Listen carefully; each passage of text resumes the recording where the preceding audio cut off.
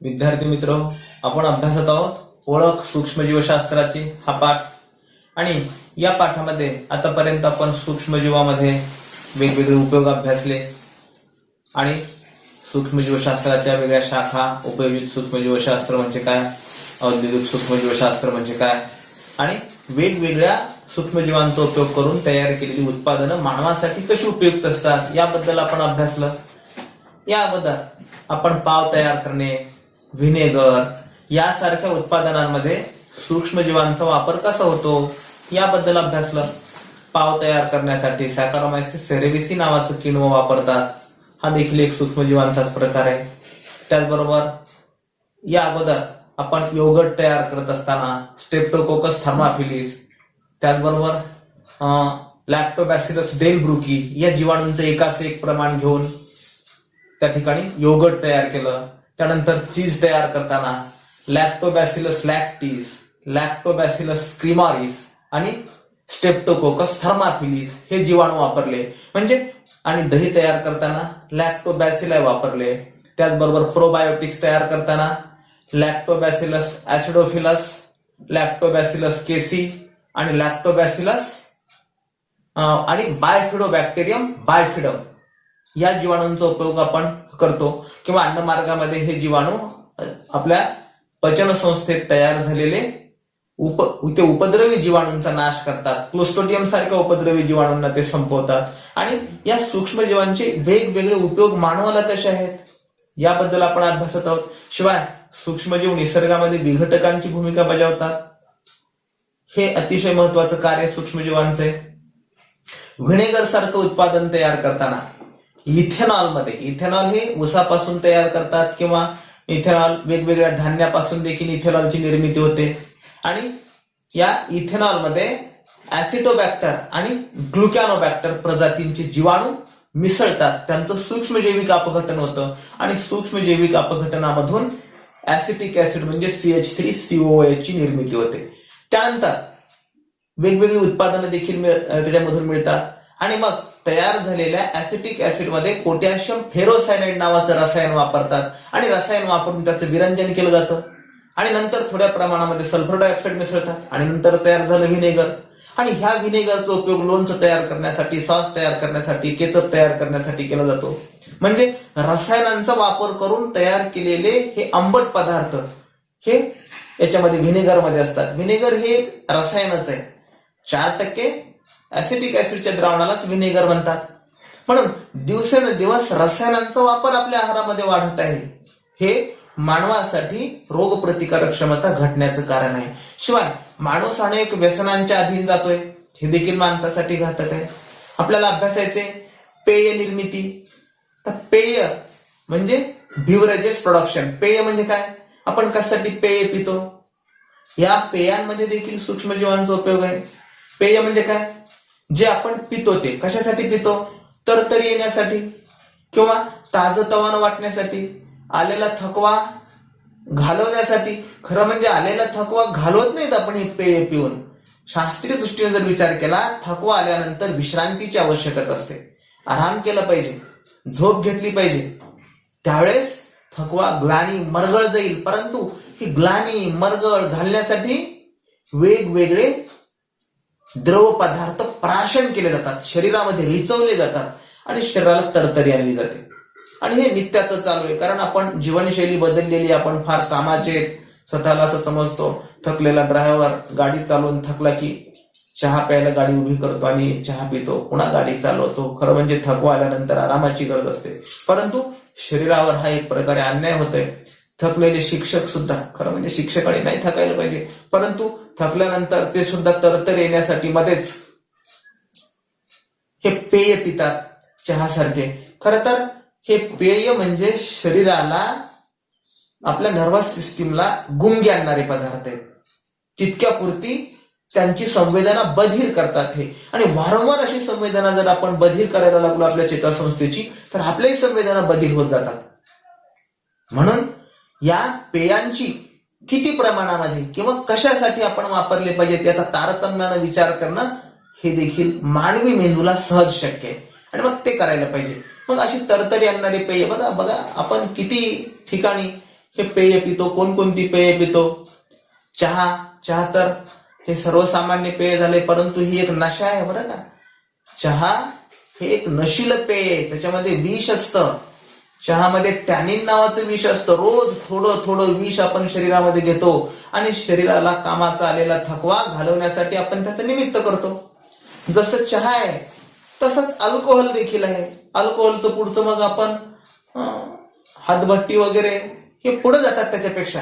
परंतु ही सगळी पेय घेतो की नाही आपण, खरं म्हणजे किती प्रमाणामध्ये घ्यायला पाहिजेत किंवा कोणी घ्यायला पाहिजेत या सगळ्यांचा विचार करणं गरजेचं आहे. आपल्याला या पाठामध्ये सूक्ष्मजीवांचा उपयोग करून कुठली कुठली पेय तयार करता येतात किंवा कुठली पेय तयार केली जातात याबद्दल अभ्यासायचे.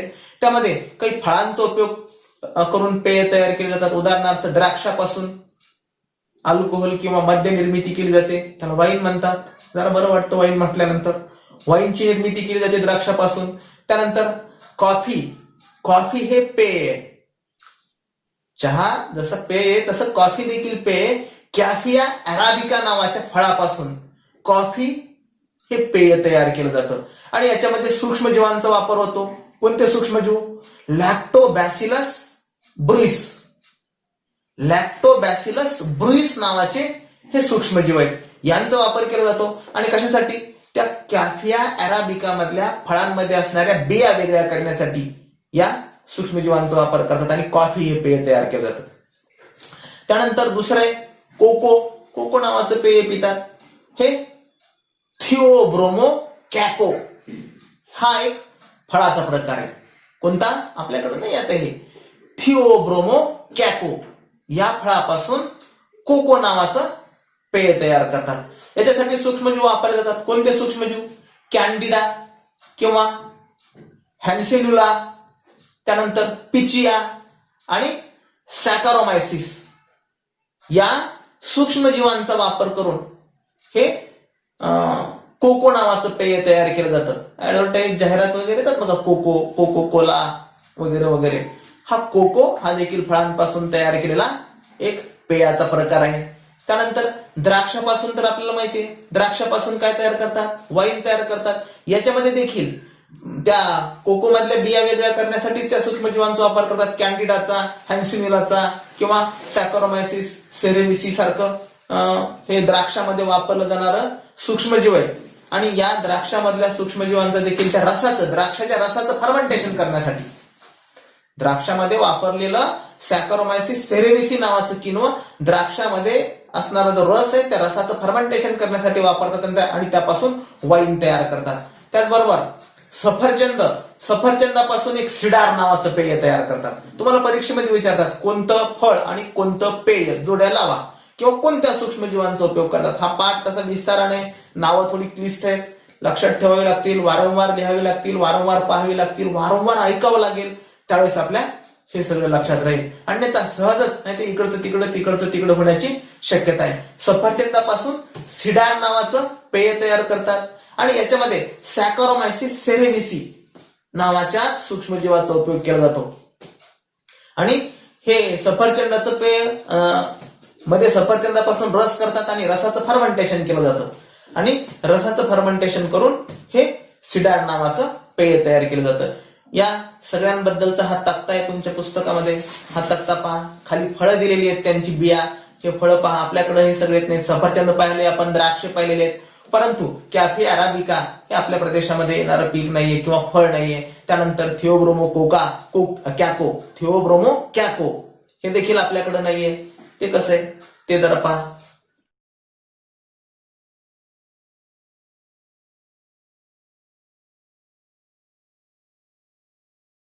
त्यानंतर आपल्याला विकरांचं कार्य अभ्यासायचंय. मानवी शरीरामध्ये, मानवी पचन संस्थेमध्ये अनेक प्रकारची विकर कार्य करतात. काय काम करतात बरं ही विकर म्हणजे काय असतात? आपल्या शरीरामध्ये असणाऱ्या ग्रंथींकडून निर्माण झालेले काही स्त्राव असतात, त्या स्त्रावांना विकर म्हणतो आपण. आणि हे विकर वाहण्यासाठी विशिष्ट अशी प्रकारची वहन व्यवस्था नसते. हे रक्तामध्ये मिसळतात आणि रक्तामधूनच सगळ्या अवयवांपर्यंत पोहोचवतात. परंतु त्यांचं काम फार महत्वाचं असतं. अन्न पचनामध्ये अनेक विकारांचं काम असतं मानवी पचन संस्थेमध्ये. आणि हे काय काम करतात? जटिल अन्नपदार्थांचं साध्या अन्नपदार्थामध्ये रूपांतर करण्याचं काम हे विकर करतात. तुम्हाला विचारलेली विकरांची नावं सांगा. आपल्याला पहिलं विकर, तोंडातच विकर आहे एक, आपण पिष्टमय पदार्थांचं पचन करू शकतो. तोंडामध्ये लाळेमध्ये असणारं एक विकर आहे ज्याचं नाव आहे टायलिन. हे टायलिन नावाचं विकर.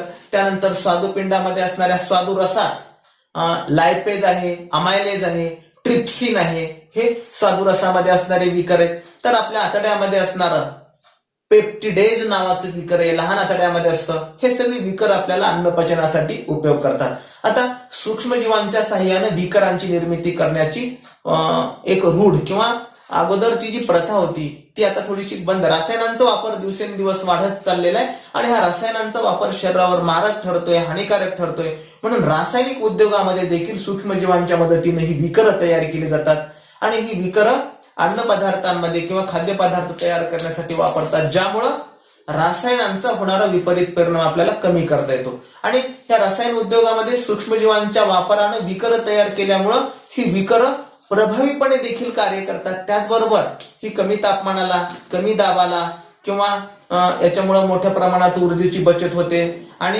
ही विकरं ऊर्जा बचत करत असल्यामुळं, कशाची, याला काही महागडी साधनं लागत नाहीत, ऊर्जा म्हणजे वीज लागत नाही किंवा कारखाने मोठी यंत्रणा उभी करावी लागत नाही. यामुळं ह्या विकरांचं कार्य आपल्या रासायनिक उद्योगामध्ये सुद्धा दिवसेंदिवस वाढायला लागलेले आणि हा सगळा बायोटेक्नॉलॉजीचा फायदा आहे. जैवतंत्रज्ञान या विज्ञानाच्या शाखेनं घडवून आणलेली प्रगती, नवीन लागलेले शोध आणि त्याचं झालेलं उपयोजन, या सगळ्यांची परिणिती ही आहे. म्हणजे विकरांमुळे काय होतं, टाकाऊ पदार्थ तयार होत नाहीत किंवा अपायकारक पदार्थ तयार होत नाहीत. विकरांमुळं टाकाऊ पदार्थ तयार होत नाहीत, घातक पदार्थ तयार होत नाहीत, शिवाय विशिष्ट उपयुक्त क्रियाच त्यामध्ये घडून आणल्या जातात.